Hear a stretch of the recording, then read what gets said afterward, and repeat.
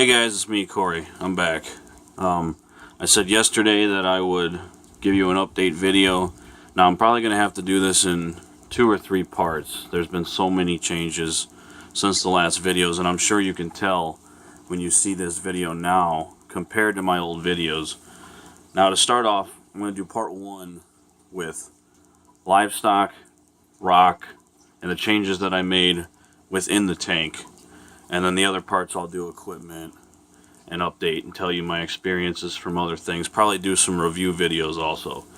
So now to get back to the livestock. Now, if you've seen my last videos, you saw the pulsing xena that was in the tank. And you saw it start off as a little tiny ball. I think I had a time-lapse video of that. Now, I wish I would have never put that stuff in my tank. And here's why. Pulsing xena will grow like a weed. For some people, they say it doesn't grow, but for me, it grew huge and everywhere. It started encrusting the whole rocks. It started taking over everything, covering LPS corals, and I just was unhappy with the tank, so I kind of started to lose interest. And at that point, I was about ready just to tear the whole tank down and start over. But I pushed through.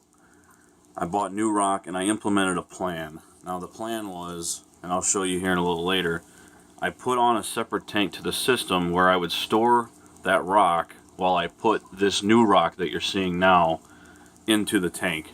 Now the new rock that I got, I think it was, I want to say 50 pounds, and I love it so far. So the rock that I chose is Real Reef.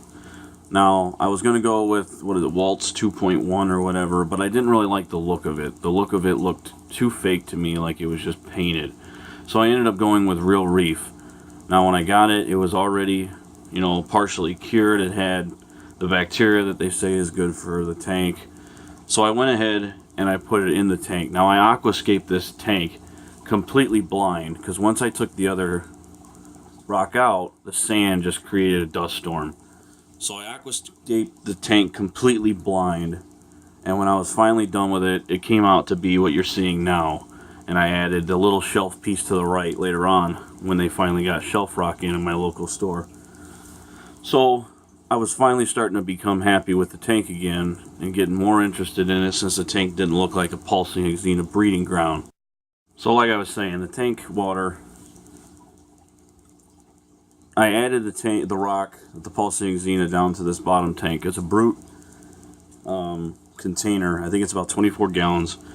I custom drilled a hole in it and put the rock down there, had an overflow, and then plumbed it into the system so that I could still have whatever bacteria was on that rock at the same time this rock was in the tank.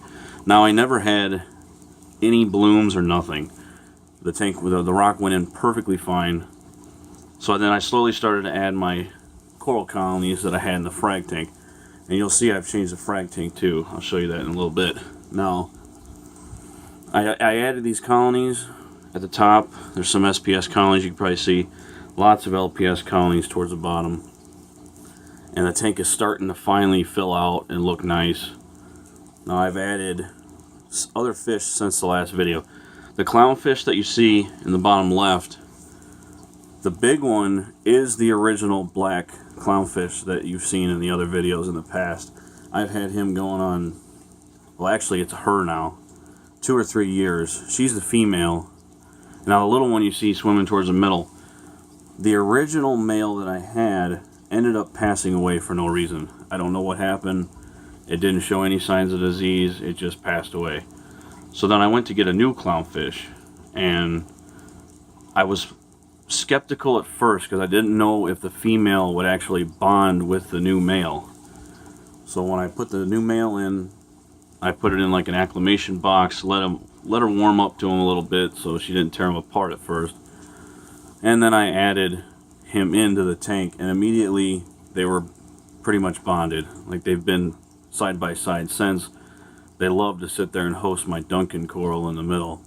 Pisses the coral off, but they like it. And as you can see on the right, a Melanaris wrasse. Now I'm not sure if I had this fish before in the other videos, but I've had him going on probably a year or two now.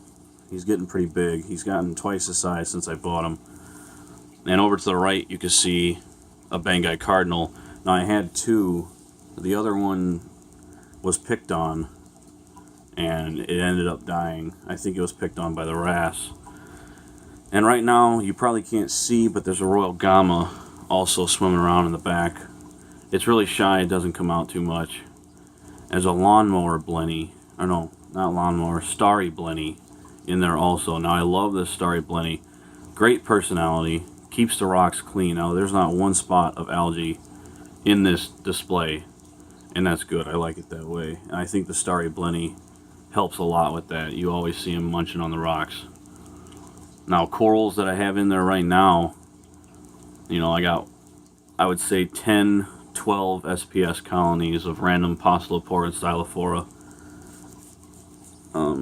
Some Monopora. I got a Jedi Mind Trick, Season's Greetings, and for LPS you can see all kinds. I got neon green trumpets, you know, green candy canes, pinwheel candy canes, akins, frog spawn, and they're all doing pretty well.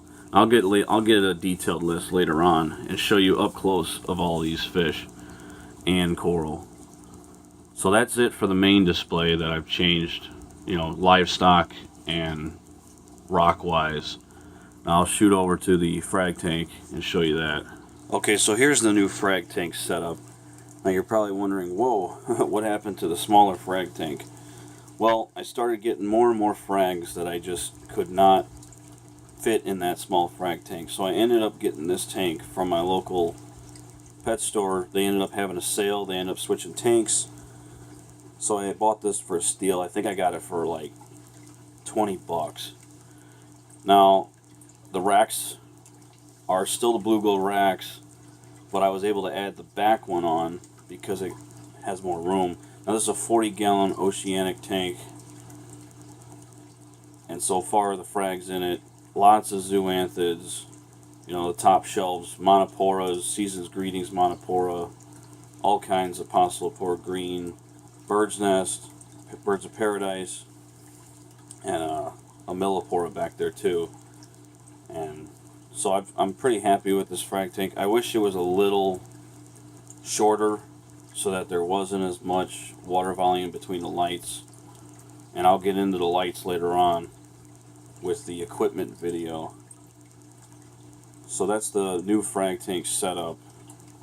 Now I'll show you guys. Here is the pulsing Xena rock tank is what I call it. I got it all down in there. It's still growing.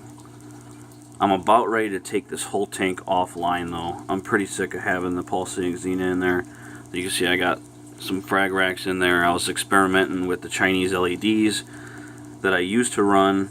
Now, I do run one on this tank, but I no longer run them on the main display tank. And I'll get into that with the equipment video. So that's the pulsing Xena rock that you saw in the previous videos, and it's completely full in there. I've been trying to slowly get rid of it to the pet store, but it's not selling as much as it did when I was starting to get into the hobby. It's starting to be more common. So yeah guys, hope you enjoy the video. Like I said, this is part 1. I'll update you with part 2 and part 3. And hopefully you like the video. Like and subscribe. Give me a thumbs up. If you don't like it, give me a thumbs down. It's all good. So yeah, I hope you guys enjoyed. And look forward to next videos. Thanks, bye.